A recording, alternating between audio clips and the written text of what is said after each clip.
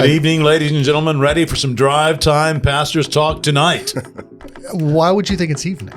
Because that's when people always listen to this. Could be morning. No, not pastors talk. Could be dishes time, laundry No, time. Pastors Talk is seriously 5:30 to 7 p.m. listen time all around the world.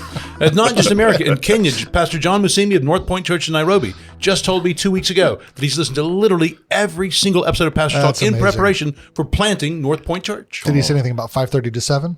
You're just assuming. Well, he We should didn't have say had that. him on this one. We could have, should have. Welcome to Pastor's Talk. Learn more at 9marks.org. Drive Time Podcast. And if you're interested in giving, you can go to 9marks.org//talk if you want to help support the ministry. Okay. No. Have a couple of special guests Thank you. with us, with my fellow host, Mark.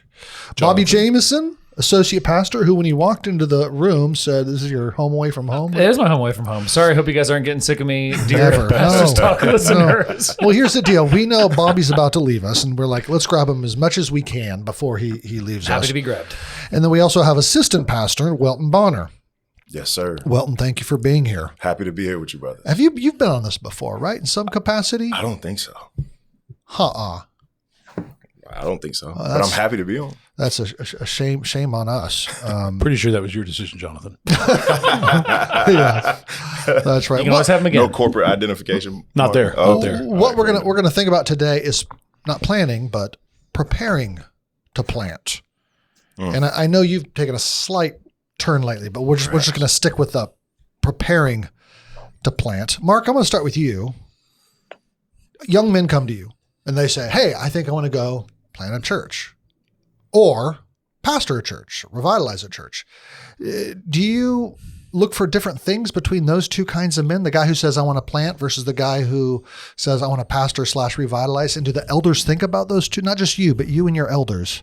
Do you think about them different, evaluate them differently? It's a good question. I think the basic answer is we do not think about them differently. So we basically think, is the person qualified to be an elder? So do they have a godly life and, matured biblical doctrine?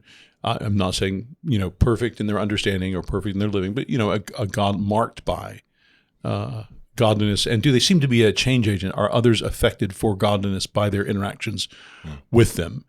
That would put them in the realm of where we would think of them as not just a lay elder, but somebody who a congregation would wisely invest in to lead in teaching God's word and give themselves to ministry of prayer. So, yeah, I think behind your question is really the idea, do you have to have more of a proven track record to be a planter? Is that what you have back there? Well, I think the conventional wisdom out there is that not just track record, but let's just say personality type almost, or temperament, a willingness to go to something where there is nothing and start something from scratch. Does that take a certain personality type or a certain, if not that, at least a certain resilience or a certain something that's different between the guy who goes into the 200-member church or the 50-member church versus from nothing? I think the less you think about it, the more you want to say yes. I think the more you think about it, the more you realize how certain works of following up on a pastoral ministry before yours and given the lay of the land in the church can be more draining and more exhausting than starting something fresh. So I just think both planting and following someone else in the pastorate in a challenging situation, both have their ways they can be demanding. And yeah. Bobby, you've been on the CHBC Elder Board since what year? 2017. And Welton? This year. This year. But you both observed them for years. Yeah. So I'm just wondering if you guys have noticed anything in the CHBC elders and how they respond to those two scenarios. So you have Cheverly Baptist. We went out and planted. So John Joseph came to you. That was one kind of situation. James Troy, probably others in that time I'm not thinking of. But then you've had other guys come to you. Zach Schlegel. Right. Would you give Mark's basic answer or would you add any?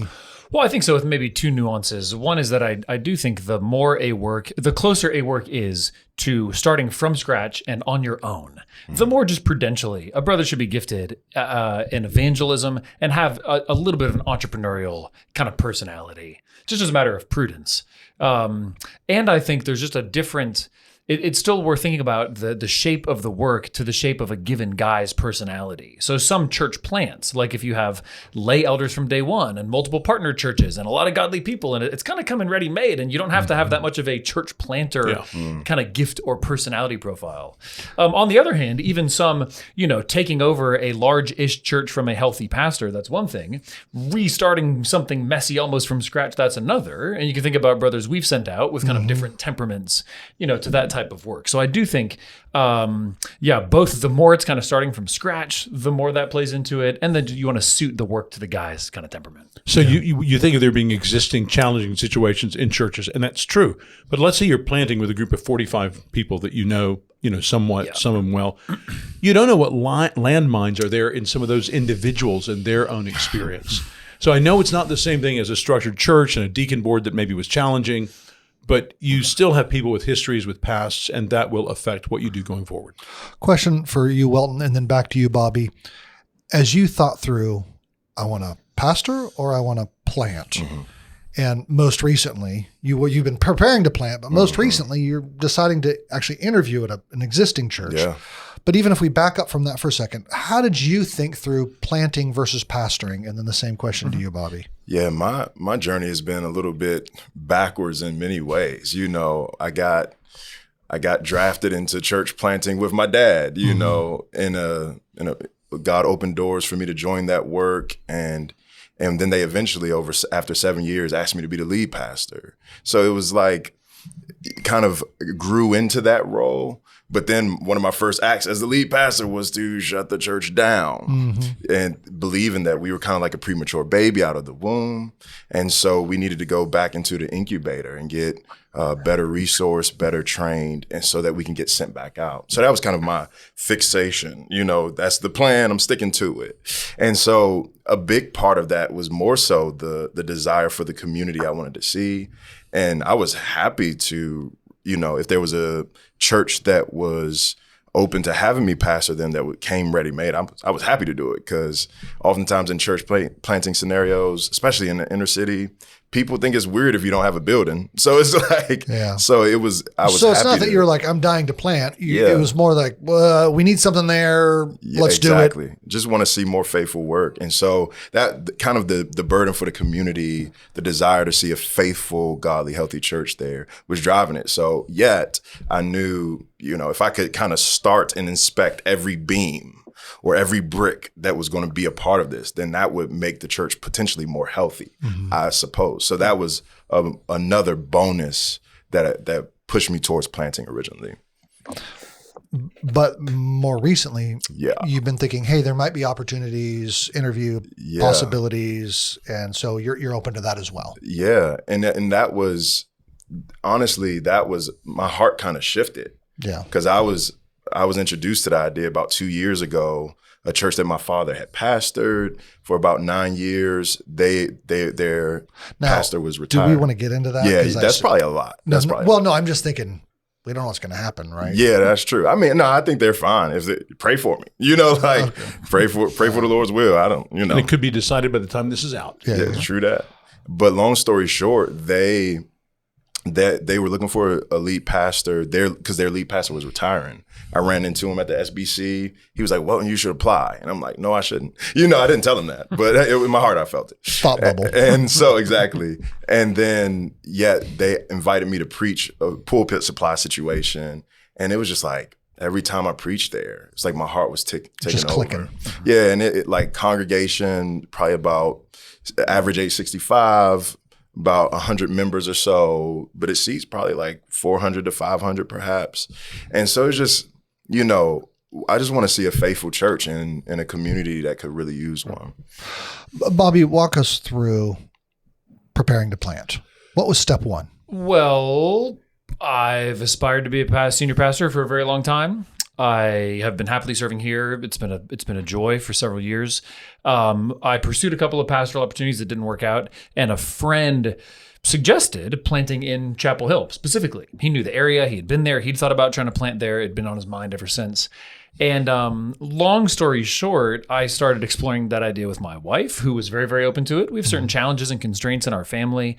And my wife, Kristen, was very happy to think about that as a good place for us. I started talking to local, kind of the most like-minded pastors in that area from several churches. And they all uniformly said, yeah, there's a really need here. It's kind of the most secular city in the state. There's a gospel need, and you seem, with your kind of gifts and temperament, to be a good fit for it. That was probably 4 or 5 different kind of pastors and other church leaders in the broader Triangle area that I talked to pretty quickly.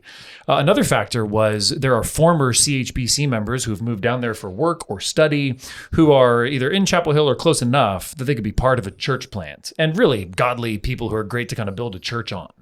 And so for us, it was a mix of an idea put in my head by a friend, pastors in the area saying, good idea, Canvas, my family on board, kind of canvassing, and even thinking about getting to the point, not that we got kind of a full core team instantly, but we sort of got a pretty good beginning of a really good core team with hardly any effort between people who were there and people who are here but are happy to move down, whether they grew up there or have family connections or went to school.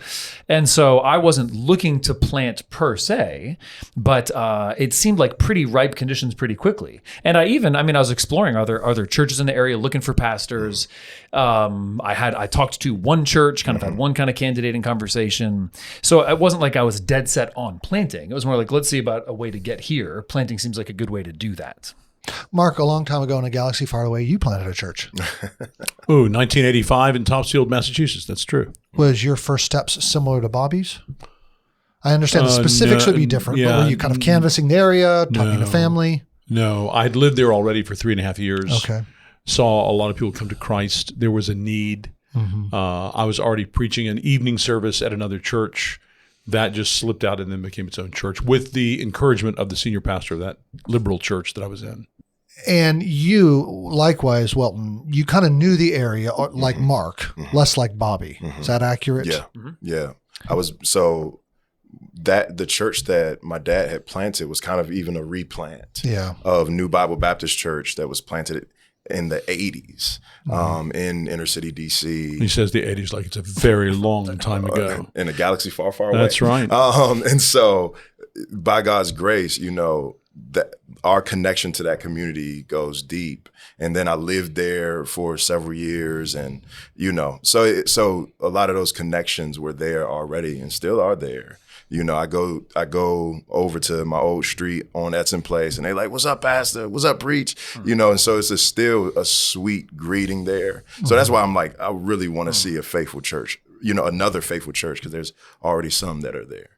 Now, often at Nine Marks, we talk about when we're sending guys out, we want to send them with an elder or two.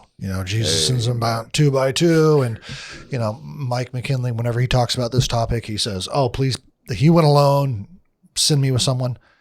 Am I right in thinking, though, are you going with an elder? And Mark, did you have an elder with you when you went? And Welton, what's your story? Yes, Michael Abraham, well known to Welton. Right. Sharp brother. Wonderful. I don't think I knew that. My intern class. Yeah. He's coming alongside to serve full time. Been working with Brian Parks for years. He's leaving the Middle East. He just did a week ago. Okay. So you're going down with him. Yeah. Fantastic. And Brian was just here yesterday. We were commiserating about it. Thank you for your generosity, Brian. Amen. Seriously. Brian was here. You were commiserating. I gotcha. And we, the way we've thought about it is if there are any current or former CHBC lay elders who are able to be part of the founding team and in a position where they desire to serve and feel qualified to serve as elders, we'd be happy to have them from day one as well. There is a former elder who's part of the core team, but it's a busy season. He's not quite ready. So I think what it's probably going to look like is Michael and I at first, and Lord willing, within 12 to 18 months. And I think it'd probably even be on the shorter end. Just see brothers serving, let the congregation get to know them. 2 or 3 or 4 others. I'm confident we will have at least a couple lay elders within a year and a half emerge pretty obviously. Yeah, great. Welton, Mark? Yeah, so I am a firm believer and like a super firm believer going out with at least one other guy, especially in inner city context. I think in any context is wise, but especially in a demand, like if you're planting in a more so suburban area, people's lives tend to be a little bit more stable. The inner city context is you're always on, even if you're trying not to be. And so if you need extra resources of leadership. Exactly. So it seems like a recipe for either burnout or falling into sin. If you go alone. And it's lonely, you go into church or you go to wherever you work and you're just the only one, you're evangelizing and you're all alone all the time. It's a little bit lonely. So it makes sense for me to try to go out with a team. I don't have anyone yet, but that's been my prayer. Yeah. Lord, please provide. And what I've been wanting to wait on. Or no. I want to ask you guys about preparing your wives. But to help us do that, maybe we should call in a special guest. Hey, Alberto, can I call in a special guest? Amen. Okay, so Alberto says you can. I love that. It's ringing. Hello? Is anybody there? Is that Jerry? Wow. Jerry Choi. Oh, it is. Jerry. She was definitely the most popular. That's right. Wonderful.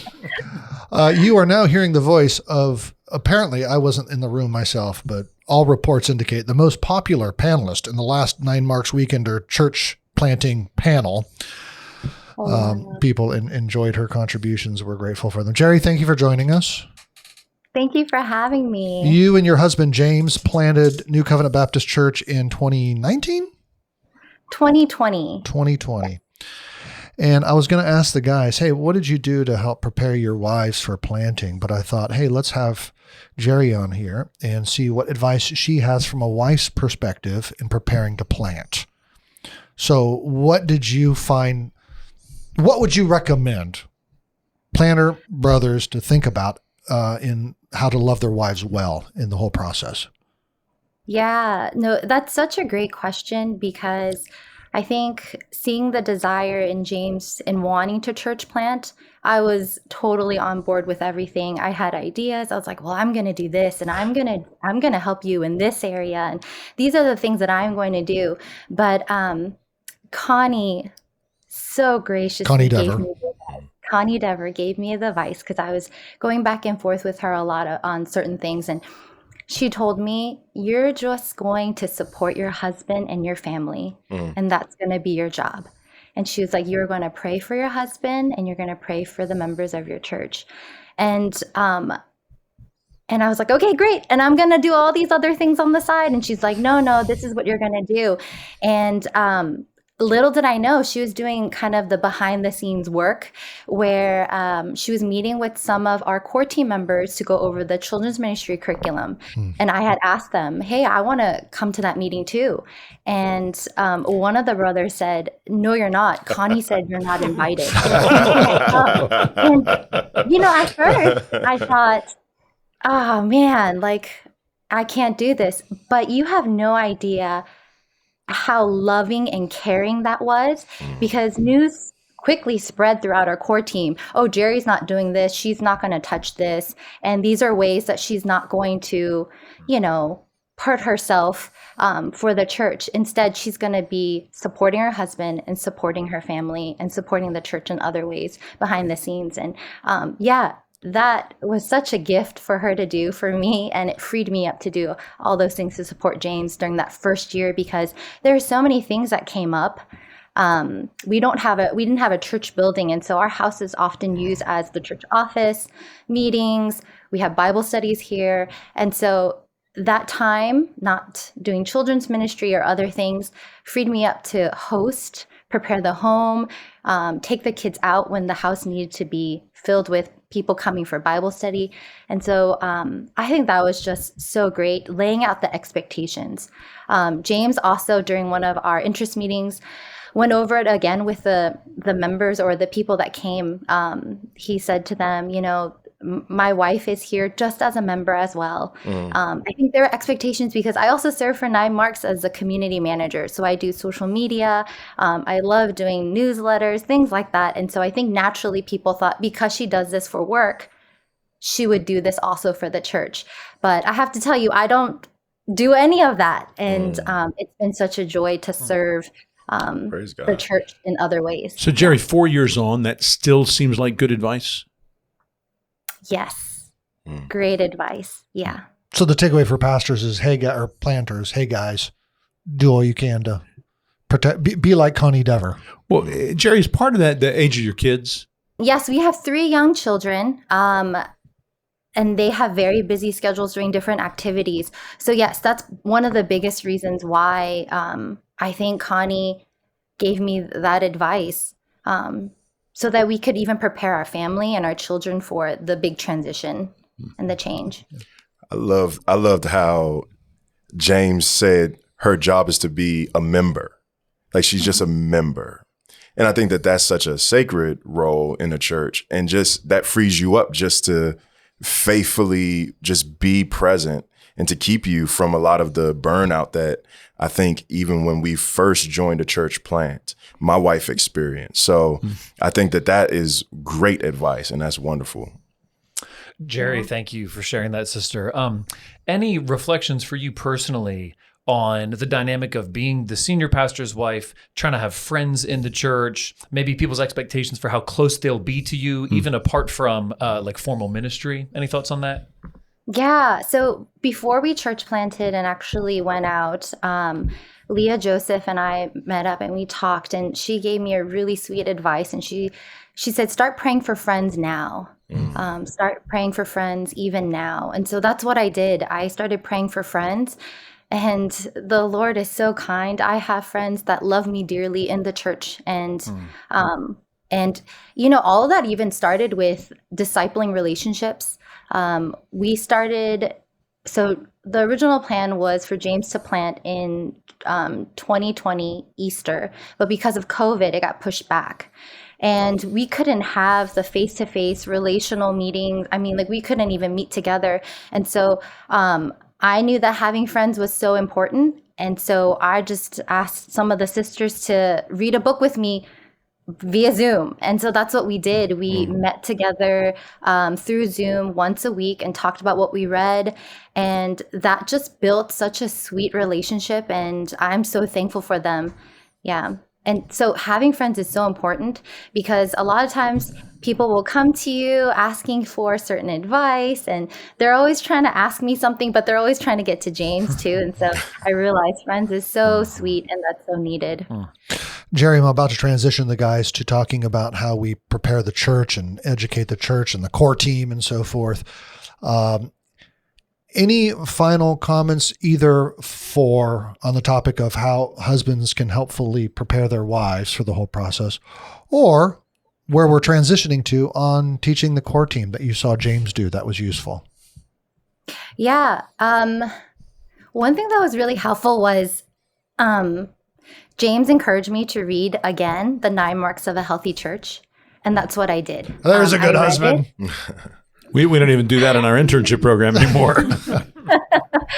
Yeah, I read it again, and it was so different this time because I got to ask him questions. Are these the things that you're going to do? Now I could understand more. Like I understand that what he was trying to do was to grow my ecclesiology, liturgy, like know what expositional preaching is, so that I would know these things going into a church plant, and so that we'd be like-minded, we would know the same things. And it was just so fun to talk to him about these things and to grow in my knowledge of those things too. I mean, oftentimes I think we just think, okay, theology is only for men, but it is also for women. And so growing in that way, I was just so blessed, and yeah, it's so fun. Praise the Lord. Amen. Well, thank you so much, sister. Thank you, Jerry, for being with us. Thank you, Jerry. Appreciate you. Well, you guys heard my next question. This is the last area I want to go to, which is how you informed the church and then educate the church, how you've been going about that, preparing to plant. And is it different if you're going to plant in the area versus North Carolina, out of state? Well, let me just say, as the sort of host pastor, Bobby's position as associate pastor here was always predicated upon this man will be here 5 to 10 years, and then he will go out and either plant or pastor. Welton's coming on was specifically with the idea that he and members of his then church would join our church and would themselves go back out to see a healthy church, another healthy church established east of the river here in D.C. So both these brothers had positions that were prepared by me and the other elders here for the congregation to understand this is what we're funding, and they all walked in with eyes open and quite happy to do it. And so one Sunday after the elders had decided, hey, we're willing to send Bobby, we're willing to send Welton, you stood up on a Sunday night and made an announcement. What did you do? Oh, it's varied. Welton's not done yet, and with Bobby, Mine was a little more organic. Well, because Bobby, also, you said some false starts of things that might go here, which might go I was there. sharing with the congregation. That's right, and we were getting them to pray. So it was even like an exploratory trip I was taking. I think I shared about it when it was even in more of its infancy, before the elders kind of officially stamped and said, "We're going to support you doing this." So the congregation, Bobby's been very transparent as much as he can be with circumstances, and the congregation has been right there with him, praying about it, giving counsel. Yeah. It was like the next episode on the Bobby Saga on Sunday evening service. It's like, oh, I think this church. Oh, no, not this time. This one. Oh, maybe. No. Oh, yeah, that was like 2023, especially. Yeah. Mm-hmm. Do you want to talk about the preparation side? I mean, so we've had roughly a kind of 9-10 month, and I should say we're calling the church Trinity Baptist Church. I don't know if I said that. Yeah. TrinityBC.church is our website. How'd you pick that name? Well, Trinity and Baptist, two of my favorite things. We checking account already in order, ready to go. Well, folks can give to CHBC with NC Church Plant in the memo line, or they can give on our website, and Pillar's holding the funds until we have our own bank account, which should be real soon. Great. And folks can get in touch with us through the website. There's a little form there. So if anybody wants, we're having an interest meeting soon, be moving down soon. Yeah, feel free to reach out to us through the church website. We've had about a 9-10 month kind of runway. I think the first interest meeting we did was at the end of September. In that first one, I laid out the kind of 8 convictions from the new Association of Churches for Missions and Evangelism, which are really thick, really full. It's a nice kind of classic biblical Baptist ecclesiology kind of facing modern evangelicalism. And I added a 9th that was just unity in diversity through respect for conscience. I thought that'd be a useful kind of thing to talk about in our first meeting. So I kind of walked through those convictions and explained kind of here's what we'll be practicing, here's what we expect members to agree with. Even things like having an all-male eldership, and that needs to be a conviction for members. So I just wanted to be clear about that from the very beginning. So clear about kind of boundary defining practices, clear about polity and church structure, clear about kind of how we mean to live together as a church. We've been doing interest meetings about every 6 weeks or 2 months. And do you do that on Sunday nights like we did, or no? Well, because I'm traveling down. No, They did not. We're having kind of informal stuff up here, and then traveling down on it's like a Saturday morning. It's a little different if it was a local church plant like yours, and he has to go down there for that. So I've taught a little bit on every member ministry and congregationalism from Ephesians 4.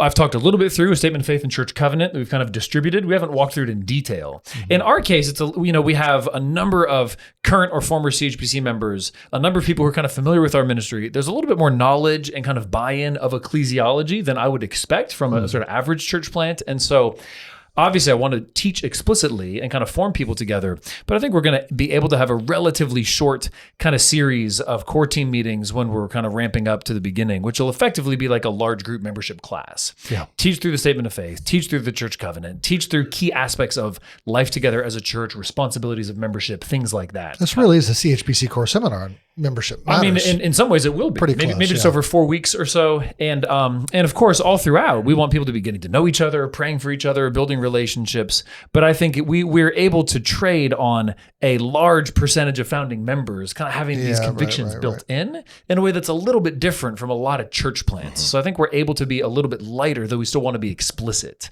in forming people together. In our case, coming in as kind of a new guy to the church, a big part of my first year was just getting to know the congregation, still here and there sharing like with the overall desire to plant east of the river, but just really trying to get to know the church and then eventually become a pastor here. And so that people can see my life in doctrine. So that's kind of like the big picture.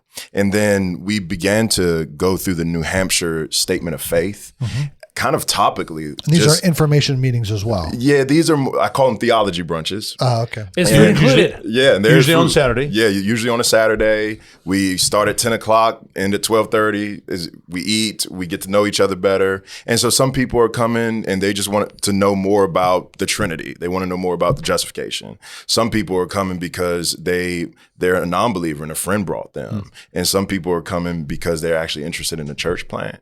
And so taking kind of a deep dive in a doctrinal stance and then showing them this is how I believe this doctrine will inform our ministry corporately and individually. So you guys have had information meetings for two separate church plants going on at the same time. Well, we've not really been, I mean, yes, most of mine have been in North Carolina. We've had an occasional lunch at my house. Okay. But Welton's been hosting the events here. But Jonathan, you're right. If you're a member of the congregation, you hear both these things going on at the same time for the last 2 years. Fair enough. Yeah. You're announcing it on Sunday night prayer meeting, praying for them. Yeah, but like Bobby says, it's not every week. So it's just, right. But they're both on the church's radar. Yeah, it's not hard for him to keep in mind these two separate things. No, and I'm not saying it's confusing. I'm just like, you guys are launching a couple at the same time. Praise the Lord. Which, it's exciting. Well, as the home senior pastor dude, it's not only positive. It is more positive than negative. Yeah, sure. But in a church that people already feel like, oh, we're so transient, this hurts every time we're talking about this. It's like, okay, yeah, this is somewhat of a price we're paying. It's much less of a price we're paying than the people who are leaving are paying. So brothers and sisters, this is a temporary home we're in. And so we are all together praying to see these good things happen. Yeah. Well, in the last 2 Sundays, we've had beloved members saying goodbye who are moving down for the sake of our church plant. Yeah. Which is hard. It's bittersweet. How many people are coming from CHBC? I think it's a confirmed 7 right now, with a few, in addition to us, with a few more thinking about it. But I thought I heard the number 40. Well, we have 30 core team members. Those are people who are down there. But most of them are already down there. Down there. Yeah, so right now the core team's 30. Well, and what always happens with the church plant, whether it's here in the area like Welton, or even if Welton goes and pastors another church in the area, there will be members of our church who've gotten to know Bobby's ministry, gotten to know Welton's ministry, who really love them, appreciate them, but they're quite comfortable here. But, as circumstances change, as Bobby's church is not 70 people trying to make something happen, but now they're 230 and they have a nice new building and things are going well, all of a sudden that family can see themselves moving down there. And that's not wrong. It's just different people, different times of life, different kind of maturity. And same thing with Welton. They appreciated Welton's ministry. They don't know about this church he's going to, but they're going to listen. But after a year, they're hearing such good stuff. They've been and visited a couple of times. So now, though they didn't help him initially, now they're going to move over there. And that's just fine. To me, that sounds normal and healthy. Yeah. Are you interviewing people leaving CHBC? Are you doing membership interviews? We will do a membership interview for every single member of the core team. Amen. So even if they're already a member of CHBC? Yes, I mean, I don't necessarily know their testimony. Well, they're all coming from CHBC. Oh, but no, I was going to ask the two camps. Kind of, do CHBC members just transfer in? Yeah. CHBC members will not transfer in. Just put everybody on the same footing, and it gives me a chance to hear their whole testimony. And Lord willing, Michael and I are doing it together. Hear their testimony, hear where they're coming from, kind of connect with them pastorally in a different way. Even folks who are joining us, which I'm grateful for and thankful for, they're not necessarily all members I'm super close to or know super well. One lives in North Carolina, happy to go home. Poof, that's great.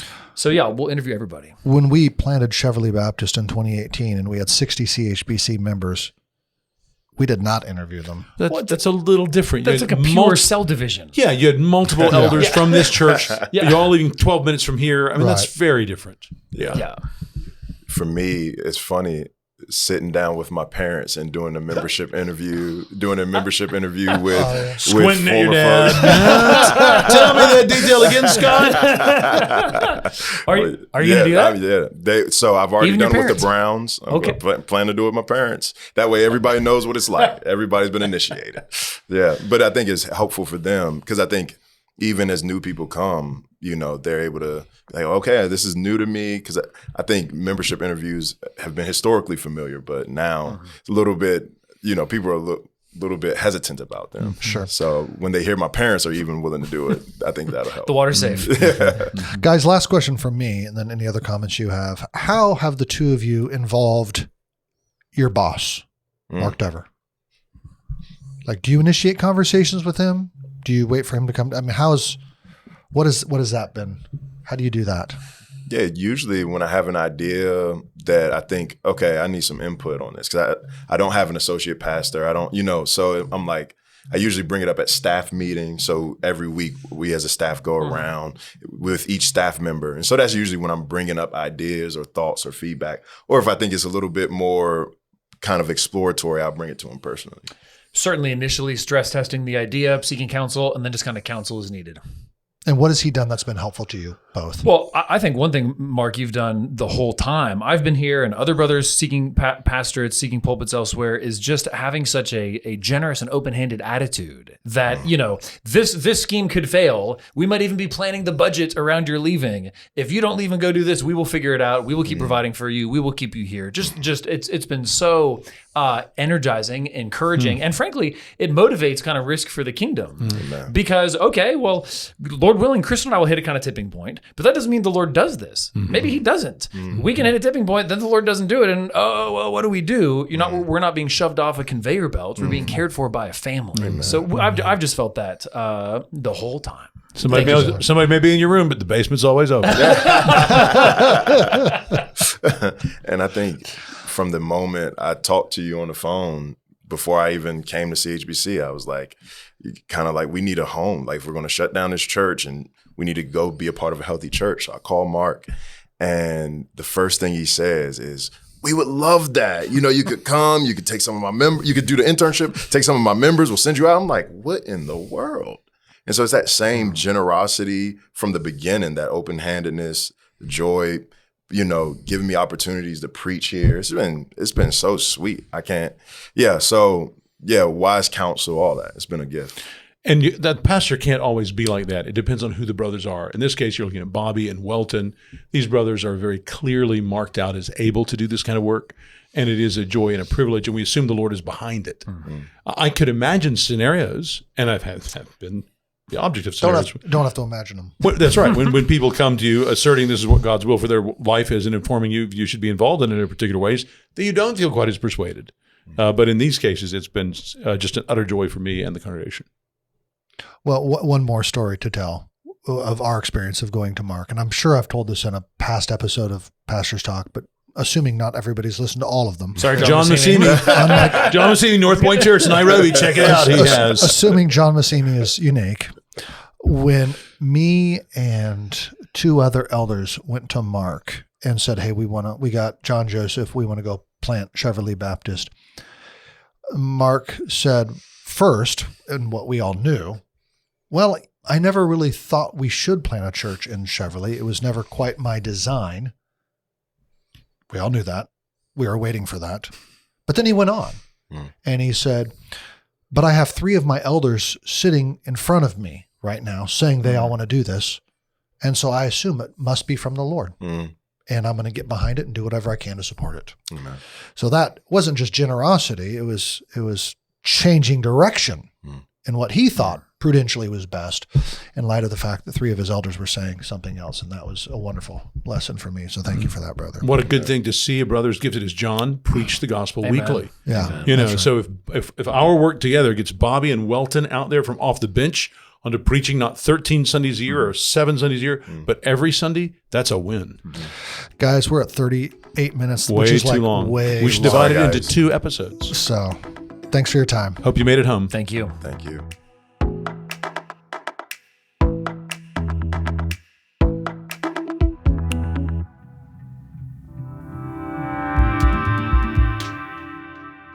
For more articles, books, and podcasts, please visit 9marks.org.